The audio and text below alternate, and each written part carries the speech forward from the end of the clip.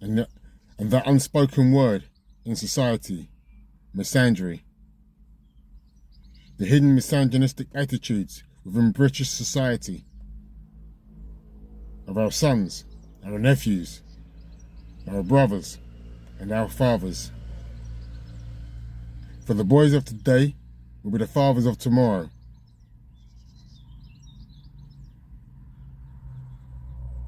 For as kings and queens, we all live for, as is our right, to procreate and to play an active role in the raising of our children.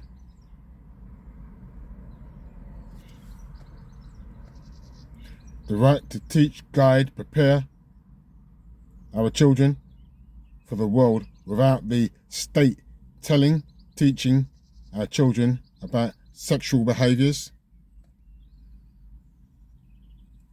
without members of the establishment, in plain English, lying and colluding in order to remove our fathers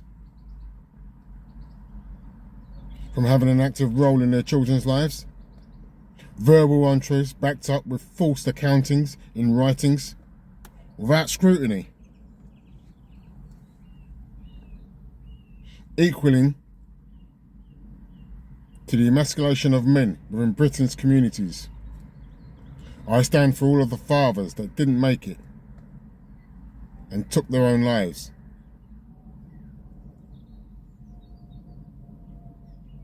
I stand for all our sons and daughters that have had their fathers illegally manipulated from their lives. For they do too go through a grieving process, as my sons have had to go through counselling. I have had to have some form of counselling for the loss of their dad, as does the father for the loss of his children,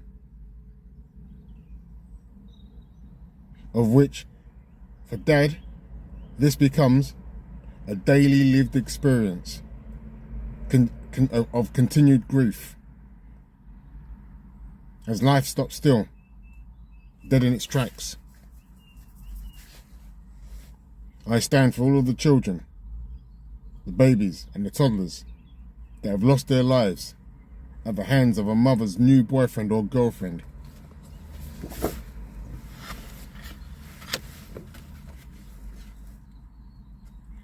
Logan Morango, 5 years old, July 2021.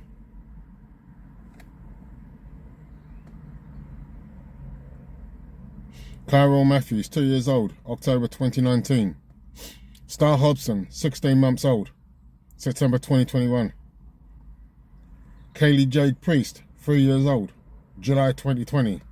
Victoria Colombier, 8 years old, February 2000.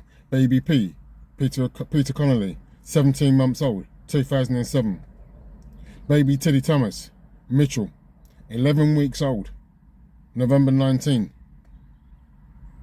Maria Ann Conroll, January 1973.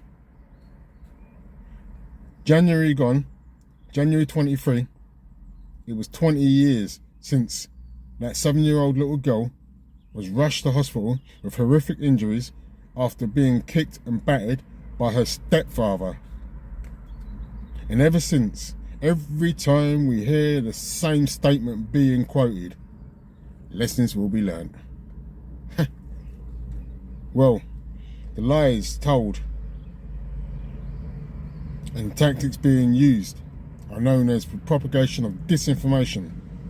So deliberate lies, denial frauds, to curve mine and many others' tongues, enabling untruths to be written as factual,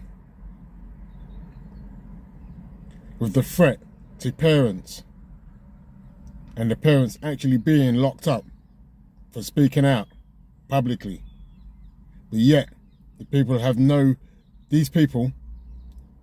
recourse, such that the judge threatened to imprison me if I made any more videos like the one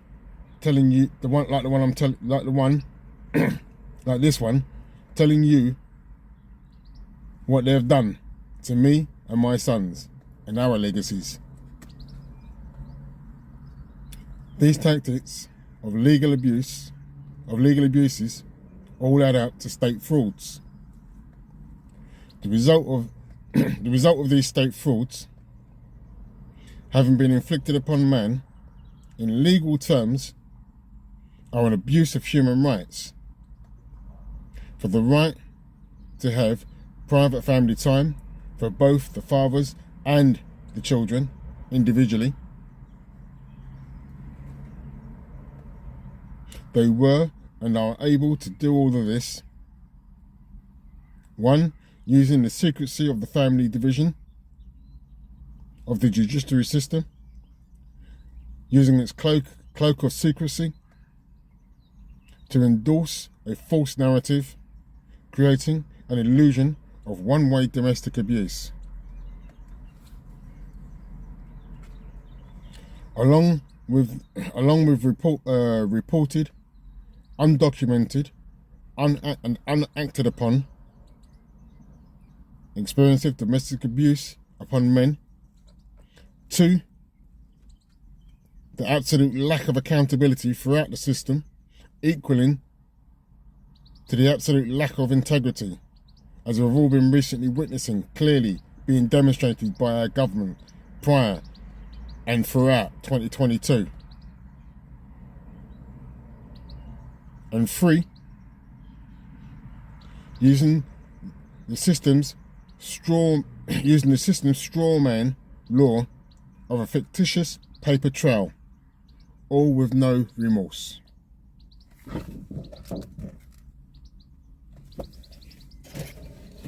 In order to create a safer Britain for both our sons and our daughters, we need to deal with and talk about the hidden misogynistic attitudes towards men within Britain's communities today and the consequences.